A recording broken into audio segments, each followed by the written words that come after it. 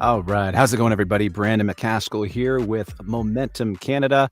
Welcome to Momentum Monday. This is the segment that Brooke, Daye, and myself, we get together and we talk about all things Canada, all things. We try to approach things from the macro sense because we do talk a lot and we're pretty involved with the micro sense of things with local political politics. But yeah, Momentum Monday is a chance for you guys to jump in the chat, give us your thoughts of kind of what's been going on in our country these past.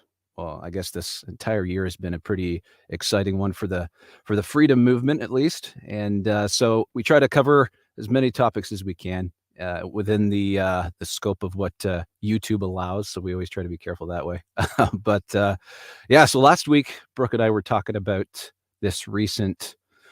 I keep calling it a crash with this FTX cryptocurrency fiasco, and there's so much to it. And Brooke understands this stuff because he's involved in it. He's been watching this stuff for quite some time, and I'm newly introduced to this, so I'm just picking up the pieces as Brooke's kind of describing it to me because we talk a lot behind the scenes, and the more I'm understanding it, the more I'm realizing how big this actually is. So we're going to talk a little bit, well, probably a lot about that today. I'm going to bring Brooke on here in a second. But first, what do you guys think of the new look of the channel? Brooke spent some time updating our logo. You can see in the top right-hand corner there, we got the Momentum Monday little symbol there. And we cleaned up the homepage of the channel just to make everything a little bit more organized for you guys to find our videos, because we're serious. We're not only serious for Sarnia, but we're serious about bringing a clean and polished look to Momentum Canada, because when you're relying on your own efforts to bring out the true news, especially in Canada, we just want to take this very, very seriously. And so yeah, it's really cool to see the quality, and that's what Brooke is really good at. He's a design guy, so really appreciated him doing that. So without further ado, let's bring Brooke in, and we'll see what's on his radar this week. Brooke, how you doing? Can you hear me?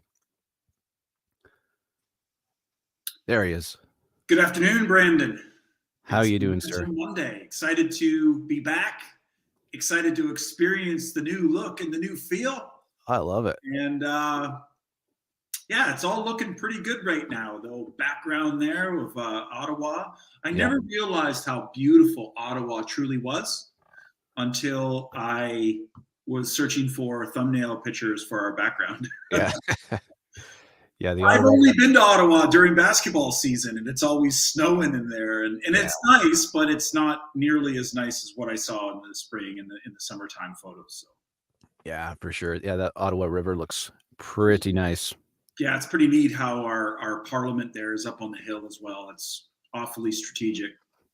Yeah. Good job to everyone who designed that one. Yeah. So what's on your radar this week? What's been keeping you busy this week? Well, of course, the work that we put in for the redesign of the channel, getting everything sort of branded this time. Now that you and I and our group have sort of come together and figured out what it is that we're going to be doing. So it's important for me as a brander of brands all over the world to get the fundamentals right. So the colors, the texts, the logos, everything's sort of matching up. Like we look at Momentum Monday as a macro show, a tip of the cap for the freedom movement, for the conservative movement, for the centrist government movement, to sort of get together and talk about our issues. Everyone's issues, but from our angles. Right. So, making sure that we hit on all the right marks for that. Mm-hmm. Getting that set up. Obviously expanding Serious for Sarnia. Serious for Sarnia's had a great first week. Probably hit on about the amount of views that I was looking for the first video, but we had been dormant for a while. We're going to be heading into our first guest this week. We were confirmed this morning, you and I, we confirmed a guest, so we're excited about that. Yeah. Long-time Sarnia resident, long-time Sarnia insider who knows a lot of things. So I'm going to be interested to see how I manage a guest this week. But We were invited to listen in on a few potential projects that affect our lower income community here in the city. And those have me very excited. They're ambitious, and we're going to be talking about those Wednesday. So just in general, between that, taking care of my daughter, managing my situation, and still in Taiwan with my wife and everything we're doing there with our business, trying to get to the gym, cooking meals. It's just it's a 24/7 operation over here at Team Daye. Yeah, right on. Yeah. It's been a busy week for me because we're like transit. It just got super cold here all of a sudden. It went from like we were in the pluses weren't we? It was like +5, and then just we were overnight. in still golfing territory. Yeah. You go. Not to come out and make our situation seem much worse than the folks in Alberta that follow the channel, and the folks in Quebec and even in Ottawa that follow the channel. We're not trying to compete with you, but for us Southwestern Ontario folk, it got cold this week. -7 last night. Yeah, it was too quick. So I just spent the week like making sure my leaves were picked up, just preparing for the snow. My little guy likes to run around the yards, and we like to roll up snowmen without all the leaves sticking to the bottom of the snowman, So. Yeah, well, I spent the week. Think about. I spent the week going to shops looking for boots, winter boots, scarves, mittens. Yep. I don't own any of that stuff. I've been in basically subtropical Taiwan for 20 years. Yeah. This is the extent of my winter gear in Taiwan. This is what I wear in the winter. So I've had to go and look at boots and look at new coats. It's been, but that's the transition, and that's what has us excited about being home from Canada. Just new stuff, lots of things to do, keep it moving. Right on. Yeah. Right on. So let's kind of go right into this, because you sent me a video this morning kind of detailing what was going on with this whole FTX and Binance. I didn't really understand the significance between like the relationship between the two until this morning, and my eyes were just like perked open because I was just like, wow, like I didn't realize how big this was. So why don't we talk a little bit about it's so big. This is and the people from the freedom movement that enjoy all the WEF comments and the Klaus Schwab stuff, they should be immediately gravitating to the fact that whenever you talk about the relationship between FTX and Sam Bankman-Fried, the World Economic Forum, Ukraine, and the Democratic Party, what appears on the social media posts? Fact checks. Yeah. So the army of fact checkers are already fact checking you. Now, the people that are hip to the game and know what's going on, i.e., Momentum Canada subscribers, make sure you hit subscribe and turn on the notification bells if you haven't, guys. You can't fool these guys. No. They know actually as soon as those fact checks pop up that where there's smoke, there's fire. But the normies and the people still who don't want to pay attention to all the connections behind the scenes of the people that are in the process of trying to transform the way we live our lives, at least in North America, they see the fact checks and they say, oh, well, it's fake news or it's misinformation. Yeah. Well, what's not misinformation is the fact that Sam Bankman-Fried personally donated $50 million to the Democrats in the last two elections. That is not, guys, you can't question that. That's public record. Yeah. Right?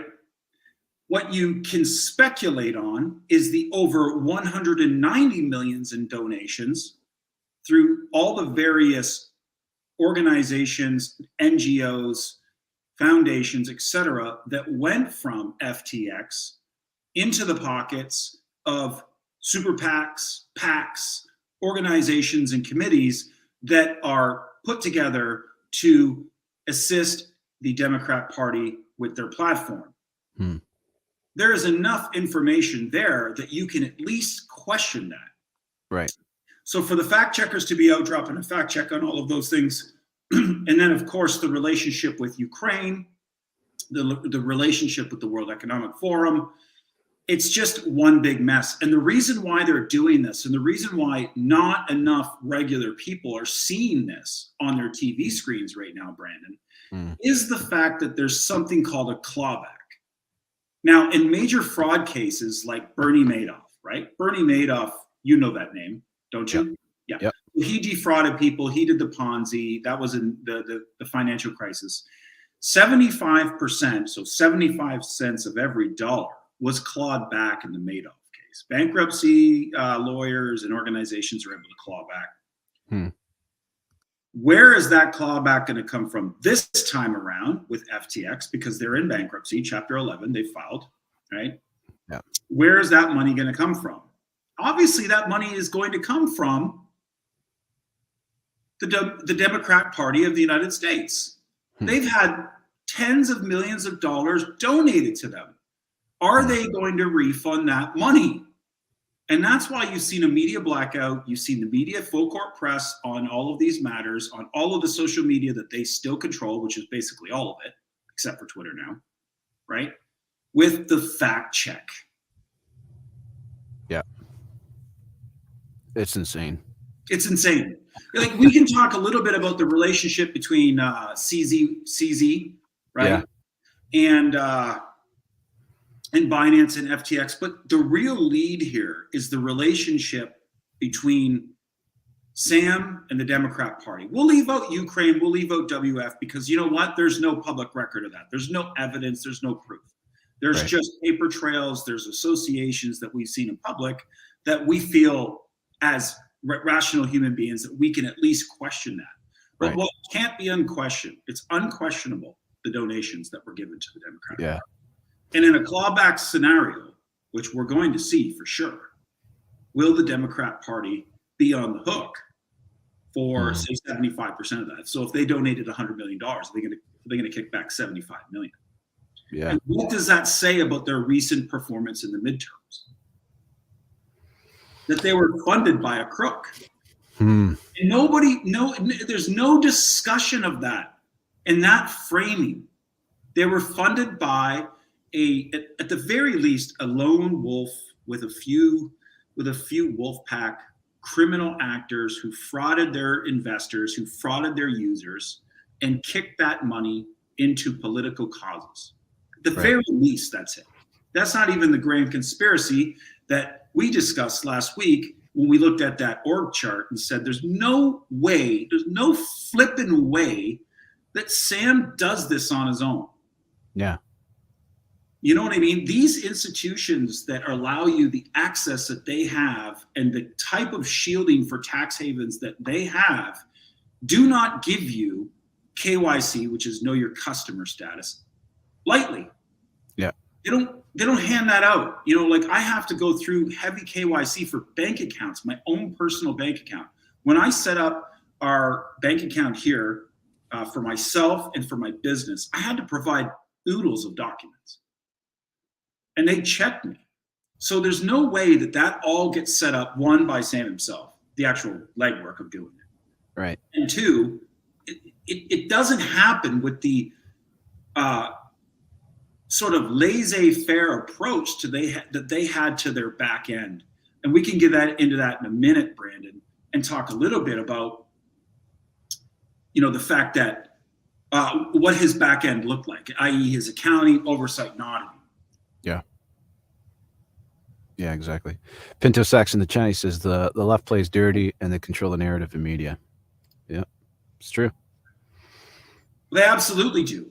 You know, for the longest time, and remember, guys, our whole thought process here isn't left and right. It is regime versus everyone else. And the regime incorporates the left and the right. We know that, right? Mm-hmm. That's why when people start yelling at me about, you know, oh, Mitch McConnell and Doug Ford, it's like these guys have made enough decisions where it makes me feel that they're part of that establishment group that has separated themselves from the people. That's why we like to fancy ourselves as a national economic populist group here. We think about people first. We don't think about the pockets of the rich. Yeah. So we don't like to get into the left and right. And Pinto-Sac's right, but from the standpoint that they've completely co-opted the left, and that the only freedom-speaking, change the establishment, we're aware to what's going on, and we're willing to fight, it was really in two areas: the far, far left, who have always been, extreme, but the right now. The right has we want the promise of liberty, life, and the pursuit of happiness. But we don't want to be communists like the far left does. Like the far left is hip to the game like we are, and the centrist right. They know that there's a lot of establishment cronyism going on. They talk about it all the time. But they want to replace that with communism. And we don't want communism. They argue, and I can be proven wrong, which I probably won't be, that the reason why they exist is because of capitalism. And we argue that capitalism has been destroyed, and a state-run capitalism, cronyism, plutocracy is what's sort of taken its place. So that's a little bit of a sidetrack there. But yeah, like think about it like this, Brandon and Pinto-Sac. Think about it this way. Nothing on the TV is really discussing who did their accounting, who did their auditing.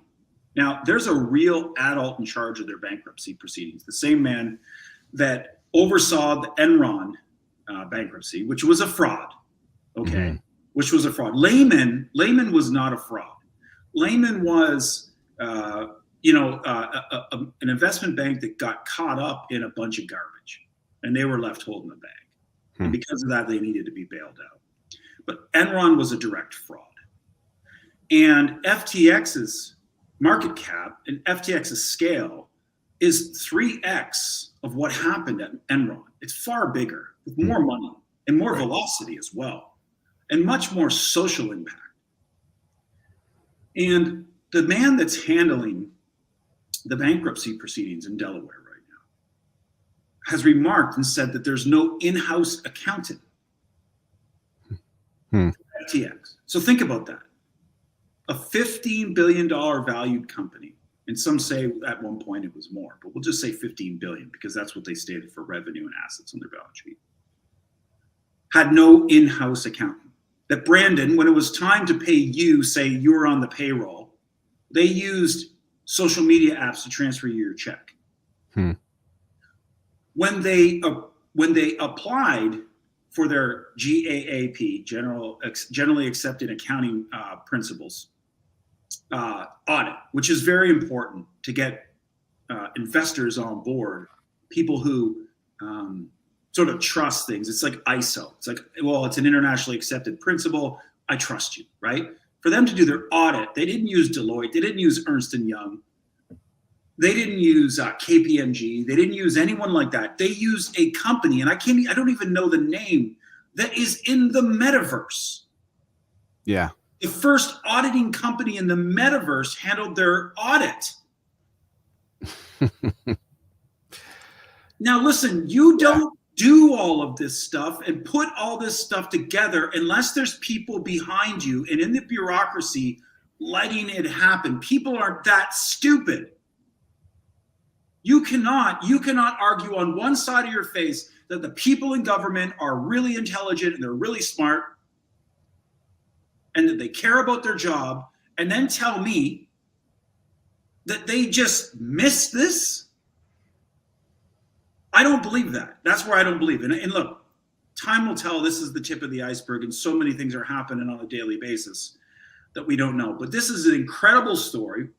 It has to do with money. It has to do with an extraordinary amount of money. It has to do with stealing. It has to do with culture, political parties, and yet we're talking more about the Ukraine war, food prices, which we should. We're talking more about the Emergencies Act here in Canada, which we should. I mean, you're going to get into that later. Then the number one thing, right? It just blows my mind. And the reason why no one wants to talk about it is because everyone seems to think, well, I don't know nothing about cryptocurrency. That's like the armor that the media and the politicians can put on things, not only to take down cryptocurrency, but they can do it to get people like my mom and my dad and people that didn't grow up, or even people our age that aren't involved in crypto, like saying, I don't understand the crypto stuff. You know what I mean? I don't understand. Yeah. They just tune out and get back to like what's on the TV, what gets back onto what's in the NFL this week. You know what I mean? It just doesn't matter. Yeah. Anything too hard to understand, people seem to turn a deaf ear to. And this is not about crypto. This is about fraud. This is about company fraud. Yeah. It was a company that stole money. Yeah. And they were allowed to do it. Sam Bankman-Fried isn't some like evil genius, Dr. Evil in his castle. Yeah. With all these little tricks of the trade.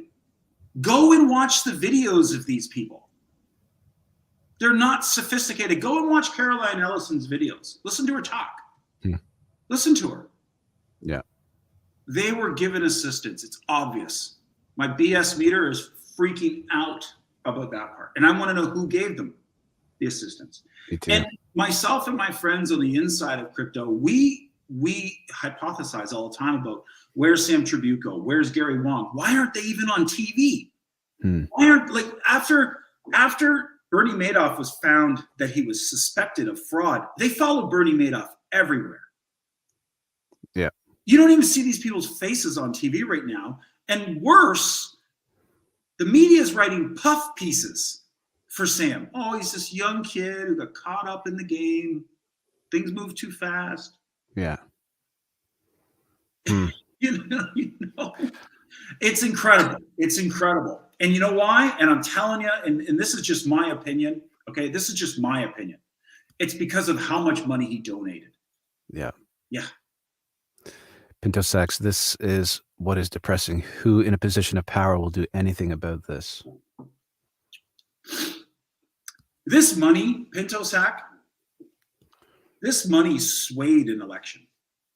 He was the second largest donor behind George Soros. Like, all we've heard for a decade is George Soros this, George Soros that. Like Thomas, I swear, Thomas has like a Rolodex of George Soros. Yeah. His favorite name is, well, I think it's George Soros is bigger than Klaus Schwab for Thomas. I've heard him say that name so much. And Yeah. for fair, he should. Mm-hmm. All we've heard is George Soros, George Soros, George Soros. So for Sam to be number 2 only behind George Soros in the last midterm election, to donate the amount of money he did, is extraordinary. Only to find out that he had no oversight, no accountability, no back end managing it, making sure that it was compliant. Money was coming in from customers like me, like Brandon, like Pinto Sack, like Lynn, and it was going right out the back door to various different people, various different benefactors, and that's it. This is infuriating to someone like me who's played by the rules in his career. Yeah. I played by the rules, okay? We had tax accounting, we had valuation reports, we had to pay money for this stuff. You know, if you want to get your business valuated, Brandon, you have to pay a firm to do that. They have to, you know, they have to do that. It's like, I think in Canada, it's probably about 10K. You know, and you're a small enterprise and you're looking to, you know, show some investors a valuation report, whether it is you're selling a portion of your business or if you're taking in new investors. That costs money. So we're out there, we're doing all the right things, and we have this company like FTX that are just basically stealing from the little guy and giving it to the machine. It's infuriating.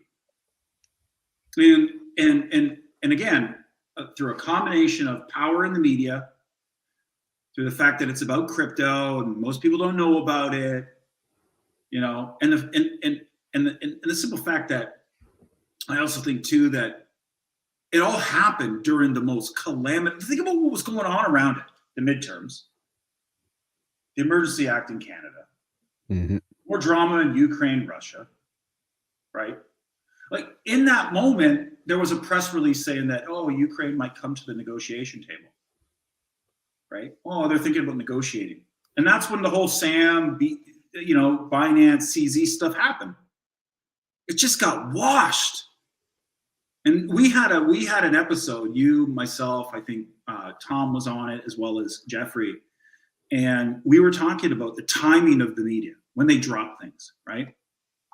And how they use timing to sort of shift our attention and distract us. Yeah. mean, I see every little trick they're doing right now. And when you ask me what we should talk about today, this is what we should talk about. This is it. Because not only this, conspiratorial, where is the money going? Where is it helping? Were they actually stealing from the little guy to give to the machine? It's not even just that. It's the fact that so many companies now are deleveraging on top of this. And I'll take a little break there. Maybe you want to read some comments, and we'll get into that portion next. Sure. We got one from Lynn B. Truck Fudo. FTX donated millions to Democrats who then sent it to Ukraine in the form of aid, quote unquote, and Ukraine then invested that money back into FTX. Redacted covers FTX very thoroughly. Yeah, Redacted is a great YouTube channel. Yeah, thanks for sharing those, Lynn. That's great. I'll have to check that out. I haven't seen Redacted. While we're in the situation of sharing some YouTube channels, I'm a fan of Kaz Gaines Academy. If anyone doesn't subscribe presently to Kaz Gaines, and I'll type that up in the comments here. Yeah, Lynn. I had posted on Facebook Jesse Waters from Fox News segment, and he actually outlined and went into detail about this. And I was fact-checked and given a warning on Facebook. So, yeah, that's where we're at. It's amazing. It's amazing. You posted Fox News, okay, which is look, I'm not the biggest Fox News watcher. Yeah, me neither. Right? But of course, they lean my politics. So there's going to be a lot of things and a lot of angles in the way they cover things that, at least to me, and if my thesis is the majority of the woke, the awakened, I don't want to say woke, but the people who are definitely aware of what's going on with regime versus the rest of us, they're sort of in the right. Yeah. They've been the tip of the spear. Mm-hmm. The content on Fox News does appeal to that crowd. So things like Tucker, things like Jesse Waters, sometimes the Five, the way they cover things, it's appealing, right? But I'm not a Fox News guy. But the fact that they're getting fact checked, it just tells you that the regime is scared. And we know all where, like, Thomas has covered the fact checkers, their connections and who they are and who's funded, like, so many times. But the thing, people just don't know that. Mm-hmm. Yeah. Way too soon to play God with these answers, because, yeah, it's craziness indeed. Lynn says Facebook is the reason that I've switched over to MeWe. No censorship over there. Yeah, I'm on MeWe, but for me, like with stuff like that and Rumble, to me, it's just preaching to the choir. I'm always trying to reach people that don't agree with us. But I don't know. I think about the name MeWe, and I think, ooh, that sounds like something a little boy would say about his his thing. Now, MeWe. Hello, MeWe. I don't know about that name. If we were workshopping that name, I would have told you, no, sorry, pass. Yeah. Brooke, what do you think of this new name I came up with? MeWe Mondays. Ooh. How's that the top right corner to get us sidetracked? I like it. Prominent up there. I like that. It's really good. Yeah, not bad. Good luck. Yeah. So getting back to FTX, and then I gotta get out of here. The next step to this, and this is real. Okay, so let's just go back to who one of their investing partners were, and that was the Ontario Teachers Pension Fund, to the tune of $96 million in cash, by the way. Yeah, cash. Not assets. Okay, this is cash. And again, all you guys out there that are new to finance, you need to understand there's two things. There's liquidity, which is cash in your bank account, and asset valuation, which is like what you're worth. So when you see people out there saying that, Elon Musk is the richest man in the world, it doesn't mean he has that cash in his bank account. Now, I know that most of the Momentum Canada and Momentum Monday listeners know that, but just in case there's someone new in the chat, I just want to reiterate that. So $96 million of Canadian dollars. Sorry. This is US dollars, by the way. And we can do a quick conversion right here if I can just pull Wow. up. I didn't realize that. Because this is this is a Canadian show, right? So let's do that real quick, and let's use the 96 mil. You're talking about the Ontario's teachers, right? Yes. Gee. You're looking at about 130,000 or 130 million Canadian bucks right there. Now listen, that is nothing to sneeze at when it comes to liquidity. Liquidity-wise, that's a pretty substantial number. Okay, I don't know the current account balance for the Ontario Teachers Pension Fund. Maybe one of you sleuths in the chat could pull that. It might be public information, but I just know that 130 is a lot. Yeah. So that money's just gone. It's poof, gone. It's gone. It's gone at this point, right? It's gone. And what we're seeing are the names Genesis and Gemini attached to the next dominoes falling. Already BlockFi, which is a wallet that was bailed out by FTX. They were given a 250 line of credit. That's gone. So people who had put their coins inside BlockFi, and when BlockFi went belly up in the summer, but then were bailed out by FTX, now that's gone. But you need to research Genesis and Gemini. Gemini is the gold standard for exchanges. It is one of the most stable, longest running. I believe the Winklevoss twins are Gemini. They issue the True USD, the True coin. It's a stable coin. Yeah. And my mentor, who taught me crypto, one of my mentors, there was two, Noah Seidman, he told me when he exits to True USD. He doesn't exit to USDT or USDC. He always exits to True because he trusts them the most. They're reporting deleveraging events. And Genesis is the backer or party to the Grayscale Bitcoin Trust, which is the only publicly traded trust that is backed by Bitcoin. Yeah. And there's a run going on with that. And that means that Bitcoin's going to get run. So there are major cascadings in the industry right now.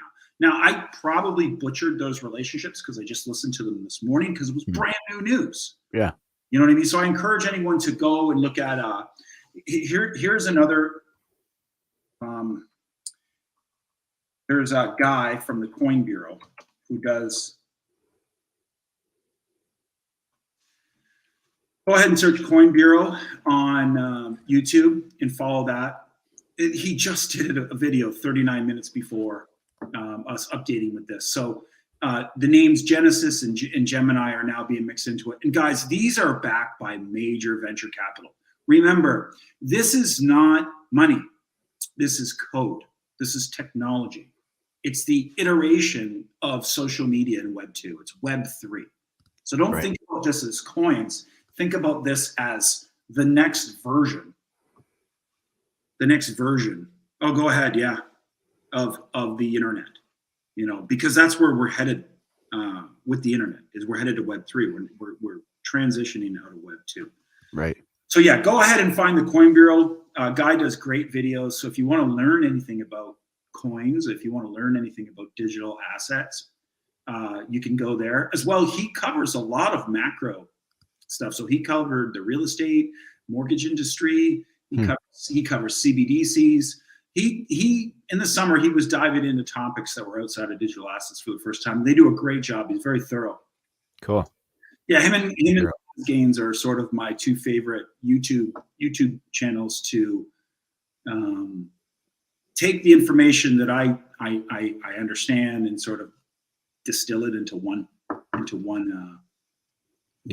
form. So cool. I'm not sprawling everywhere. Yeah.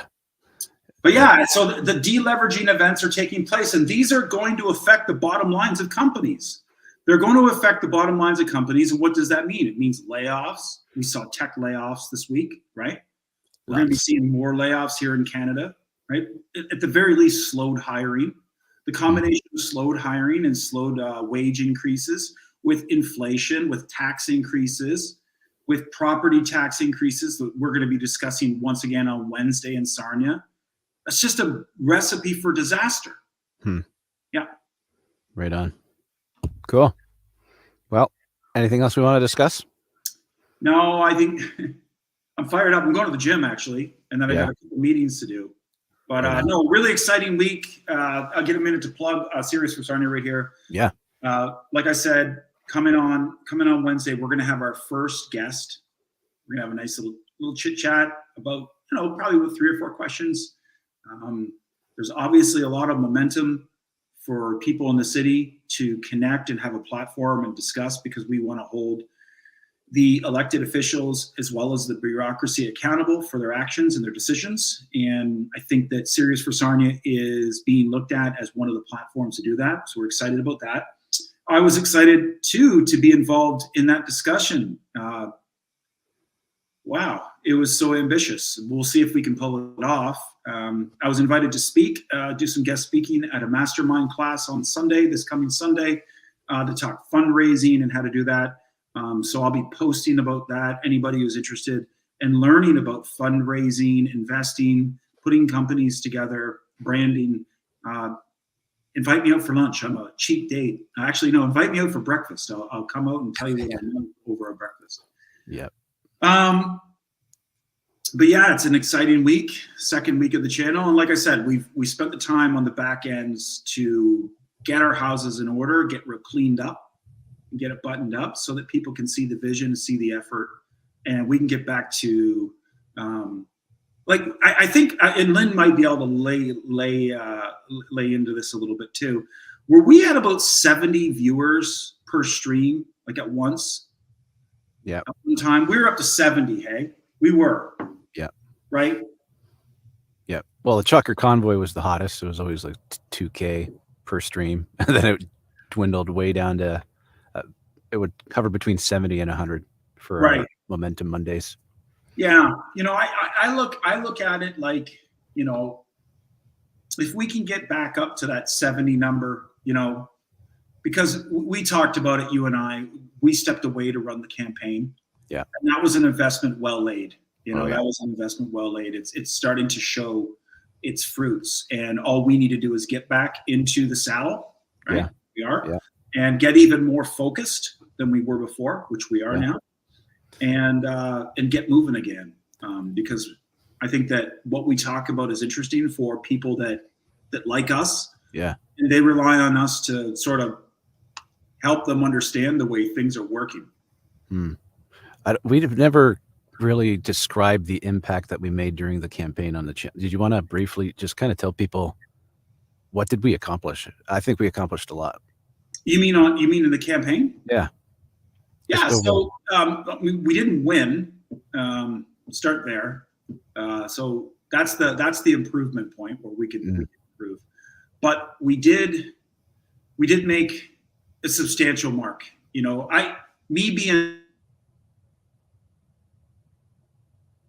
Losing Brooke a little bit. We lost Brooke. Wait till he comes back here. But I'll share a little bit about some of the wins that I'll call them wins. No, we didn't win, but we certainly didn't lose. And I mean, he was compared to other candidates that had already run for local office in the past. He was beating most of them. And he came in on top of most of them. So it was really exciting to see someone like Brooke, who was in Asia for almost 2 decades, come back to Sarnia and immediately jump into the race. He earned over 3,000 votes.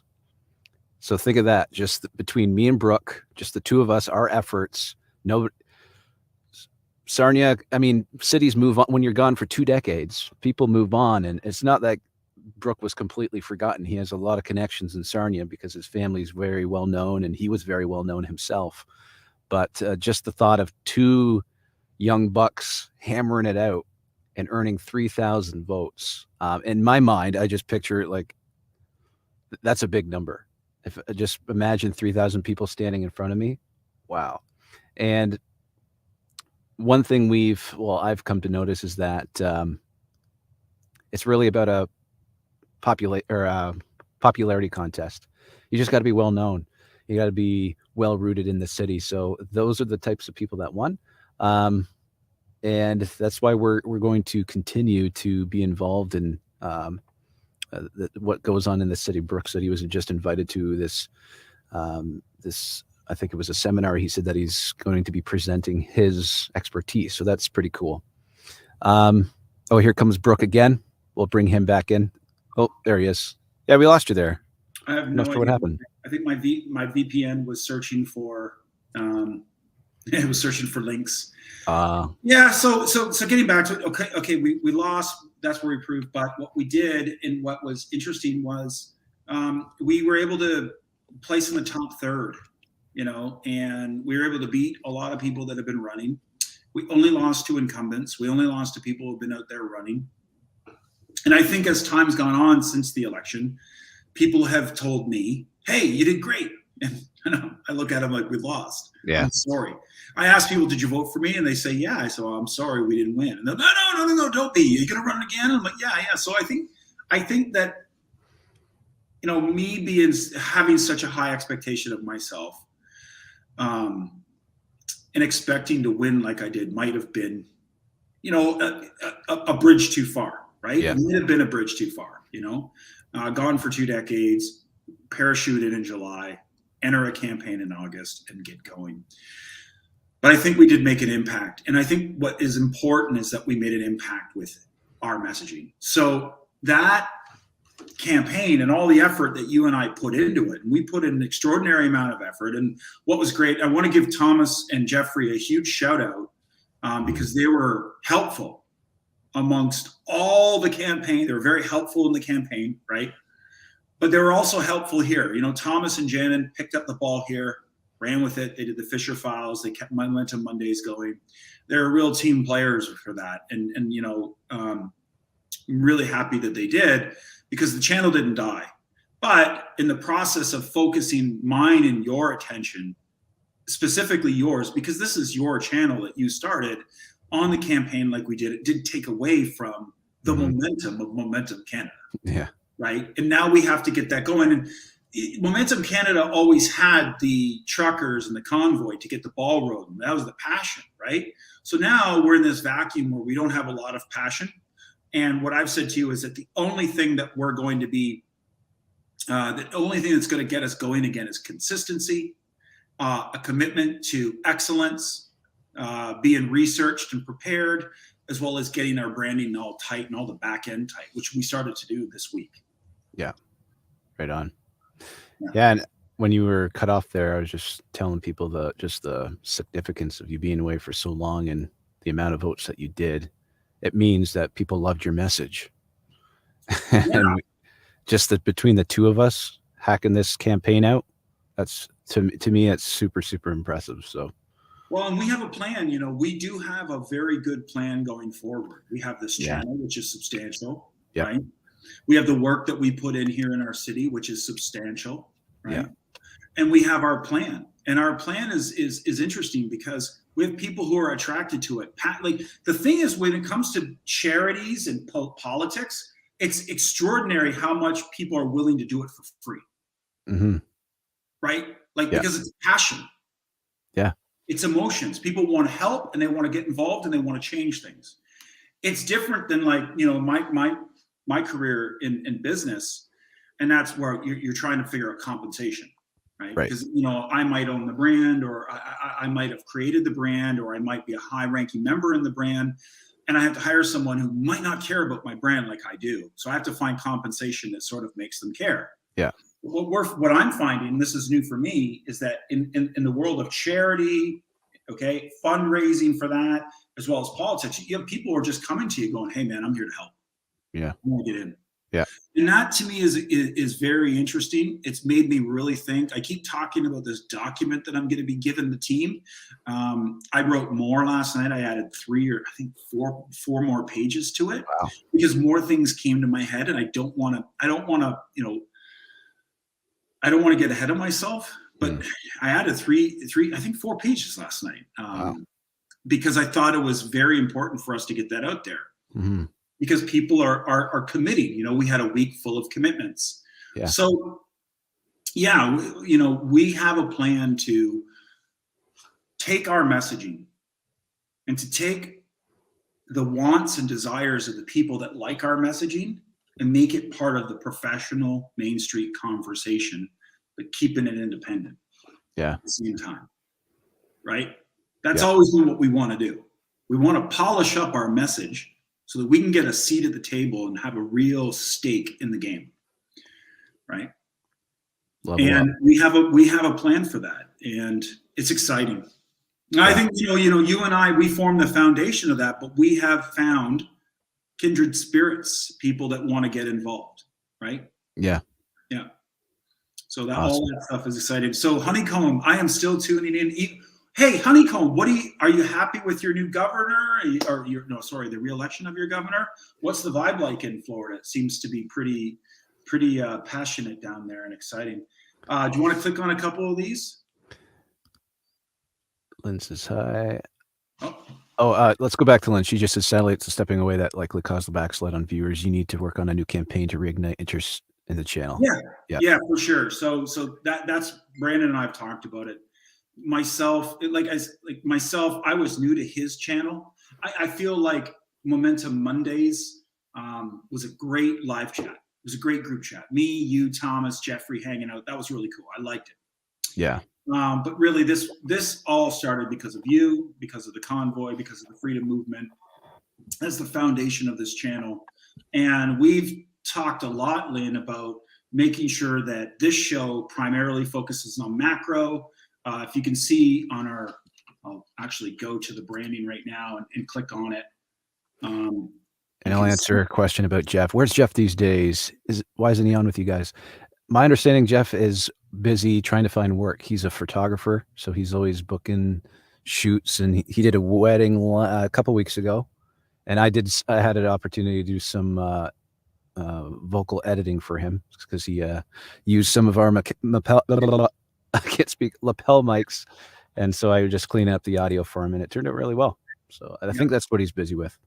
But we sort of changed our macro slogan, how news affects your rights. We want to maintain that connection to the freedom movement and talk about how the news affects us in our rights and our freedom and our ability to move around and control our bodily autonomy and all that kind of stuff. So we've made sure that we look at what it is that we're going to do in the city and build the city here, because we do see the importance of affecting and getting our people on the inside locally. Yeah. But keeping this show and some of the other things that Brandon does here on the channel, macro for the people that originally found him. So we've had a really great discussion with that. And I hope you guys can see that refocus today. And if you have any suggestions, if there's stuff that we're not covering that's really interesting, be sure to drop a comment in here or in any one of our social media groups. That'd be awesome. Nice. Anyways, I've got to go. It's time for me to get going. All right, I'll keep this going because I'm going to talk a little bit about the Emergencies Act inquiry. So yeah, big news in Canada. It's dragging on a little bit. It's starting to get to be boring news in a way. Yeah, and I think they're doing that on purpose. I think so too. All right, brother. All right, man. All right, take care. Bye. All right, let's do this, guys. Just read the rest of your guys' comments. Honeycomb, we need Ron cloned for every seat of power around the world. Then we will see sanity return. I adore that man. Yeah, isn't Ron DeSantis just, to me, he's got the same, just this in my opinion. I think him and Trump have the same amount of fight in them, but Ron has a little more polish. He's a little more self-control with the things that he's saying, I think. That's my opinion of him. Honeycomb says, I agree, Lynn. He is totally the top gov. Thanks, Brooke. Bye for now. Yeah, thank you, Brooke. Appreciate your vast knowledge on this. For me, it's complicated, this FTX stuff, because I know he said you don't have to understand cryptocurrency, but even understanding what went on behind the scenes, I'm starting to grasp it because people are starting to there's like explainer videos on YouTube now that's explaining what happened. So I'm getting better at understanding what went on, but yeah, nefarious stuff, that's for sure. Carrie Lake is also a total pit bull in the best way, possible way. Who's Carrie Lake? I'm not too sure who that is. Maybe I do, and I'm just blanking on it. Let me look it up. Okay, yeah, I do know who she is. Yeah, oh my goodness. I saw a clip of her just tearing apart the media. What did she say? What did she say that was just so fiery? I was just, whoa, this woman she's serious.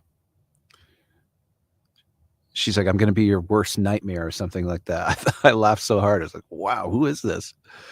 But yeah, anyways, let's peek in on the Emergencies Act. I'm not going to stream the whole thing. There's channels that do that. You can go over to, I suggest Maverick Multimedia. That's Rick Walker. He's a recent acquaintance of mine. I actually haven't had the time to actually talk to him. We chat back and forth sometimes via Facebook, but that's where I go to watch it. Rick does great commentary, so you can watch it. But let's just peek in. Keep up the good work, Brandon. Thank you, Pinto Sack. Let me, Brandon, if you watch the redacted video I posted earlier, you'll understand what happened with FTX. Yeah, thank you. Yeah, part of my problem is I haven't dedicated enough time to actually sit down and try to understand it.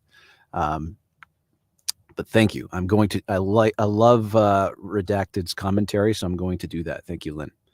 So let's share my screen here. I have it open in a tab. There we go. All right, let's peek in and see who's testifying. So there's a list of, usually there's a list.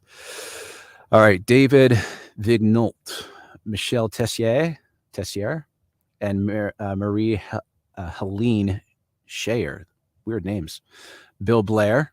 Oh, okay. Marco Mendicino. Dominic LeBlanc. David Lamati. Anita Anand. I don't know any. Oh, Christia Freeland. Is that today? I want to see that one. And Justin Trudeau. He's the last one. All right. So it seems like it's going to be a big day. So I'll be over there on Maverick watching that for sure. But let's He's all over the news. The gentleman that was carrying the Nazi flag. Have you identified him yet? Mr. Commissioner, as I've said before, the specific details of our investigations have been shared, with Commission earlier. Would not be able to go into more specific details. Okay. So I think that's right. it. Yeah. No, and I Thank take you. it, then, sir. Goodness. Does anyone think or believe that know anything will actually come of this protest that commission individual investigation? I was have high Brian doubts. Fox from Enterprise Group. I have not I said don't know, Lynn. anything of that respect to council. I have not testified to that, council. Yeah, you haven't testified to it, but you know that to be true, don't you? No, that's not fair. Firstly, not a fair statement. So please, and please don't, if you're going to make a statement, please make it. Don't make statements back to the crowd as you leave the podium, please. As council, you're well aware of the appropriate way to conduct yourself. I didn't see the whole Okay, clip. next, But I'd like to call on interesting. the Canadian Constitution Foundation, please. Interesting. All right. So I'll leave that for now. You guys can go check that out. Just type into Google Emergencies Act Commission. It should come up. That lawyer that just stepped away. Good afternoon. Brendan something. My name is Sujit Cho. Looked like he was just mouthing him off as he was walking away. No, to answer your question, Len, for me, it's just so much testimony. And my understanding is this commissioner is not going to put anything together until like next year. I heard March. I could be wrong about that, but I just think there's so much testimony that they're going to have to go through and make decisions on. In my opinion, I think there was a lot of good that was presented, maybe even information that the commissioner himself hadn't heard before. I found, I think this was a great opportunity to be heard. I mean, this is what the truckers wanted all along. They wanted to be heard by someone. So I think this was that opportunity to, now, whether this guy makes the right decision, I don't know. I'm not going to get too excited about it, but that's just my take on it. Nolan Trudeau will get away with this too, like he has everything else. I'm very interested to see how his testimony is going to go today. I'm very, very interested. So I'll be watching for sure. That's my fear, Honeycomb. So many crimes and scandals surrounding him, but nothing is ever done to him. Yeah. Yeah, I mean, what are the other options? Like it has this, because this he's an appointed commissioner, correct? I believe he was appointed by Trudeau. Who else can? Because what they're going to try to do, if they're not going to blame the Liberals, they're going to blame the police department, the Ottawa Police Department, throw them under the bus. So it's just like, where are they going to throw the blame? Or is it just going to be completely thrown to the truckers as an illegitimate reason to occupy a city? I don't know. But yeah, it's going to be a lot for them to sort through. And I think as long as people like us are on top of it, continually forming the public opinion on this stuff. I mean, there's so many people that are on YouTube talking about this stuff that are talking about it in the right way. So I think as long as we kind of keep pushing that, I think we could probably look forward to a little bit of hope. But like I said, I'm not going to put all my hopes and dreams on this. Certainly not. But good things. I'm always looking out for the good things that happen, and not only in this country but around the world. I personally, I'm really happy to see that the United States won the House. I mean, that was super good news. I mean, I think everybody saw that coming, but that's a step in the right direction. That changes a lot. I mean, now there's going to be a check and balance for that out of control government. So I can be happy for them. And since Canada has very close ties to the U.S., that's a positive thing.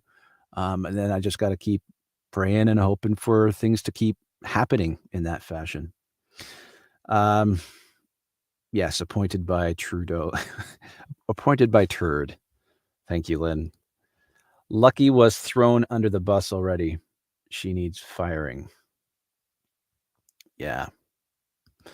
Yeah, certainly be interesting.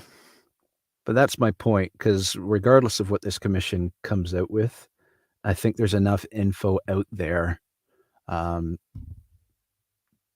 to shape our own narrative. I don't even like wording it that way, but to have enough truth out there so that we can stay on top of it and keep correcting people when they try to suggest that this was an illegal occupation. Like, no, this was said in the commission, blah, blah, blah, blah. Like we'll have that stuff on record to actually say that stuff and to win the day with the public opinion. So lots of controversy surrounding the Hobbs win over Kerry Lake in Arizona. Hobbs had oversight over the entire election, which is a huge conflict of interest. Yeah, that's Katie Hobbs, right? She was a interesting character for the 2020 election, I heard as well. That's when her name first came on my radar. Yeah. Lots of stuff going on. Let me just check this out here. Yeah.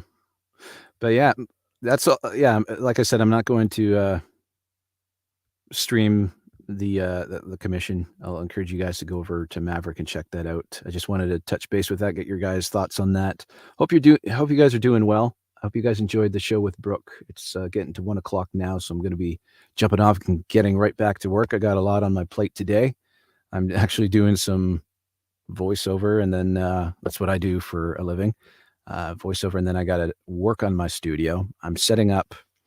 I'm going to be trying to, so when you guys are watching our Momentum Monday broadcasts, I'm not a big fan of this look behind me, the studio. I think it brings out like a claustrophobic feel. I don't know. That's just me. But I'm going to work on something where it's something pleasant to look at. But that might not be coming for a couple more weeks, but I'm starting to work on it today. So that's what I'll be busying myself with. Hope you guys have a great rest of your Monday. Lynn, it's always great having you. Honeycomb, you as well. And Pinto Sack, thank you guys for contributing to the conversation. Appreciate you guys. Just making sure there was nobody else. I wanted to give you a shout out. Awesome. Hang a nature wall art behind you. Yeah, I haven't decided yet. Because it's gonna be a green screen. It's gonna look like there's something behind me, but it's gonna be smoke and mirrors. So I could technically have any image I want. So maybe every week there'll be a different animal peeking over my shoulder. I don't know. But anyways, thank you guys. I appreciate what you guys do and your support for the channel. If you're not subscribed, I encourage you to just hit that subscribe button and turn on the notification bell, because a lot of people don't realize when they don't have the notification bell on, they don't get notified when we make videos, when we go live. So they end up showing up late to the live stream, which, by the way, I should make mention. Because I read the comments that you guys do on my videos, and there's a couple people that when they watch back the replay, they're wondering why I'm not replying. They're like, Brandon, like, what, are you ignoring me? No, it's because you're watching the replay. So when you're watching it, if you're able to fast forward and rewind the video, it's a good indication that you've missed the live stream. Okay. So I just want to make that clear, because I feel sorry for people that are like, it seems like they're trying to ask me a question live and I'm not replying right away. They're like, where are you? Like, are you ignoring me? That's not the case. So just wanted to make that clear. Thanks again, guys. Take care, be safe, and I will catch you next Monday on Momentum Monday on Momentum Canada. Bye for now.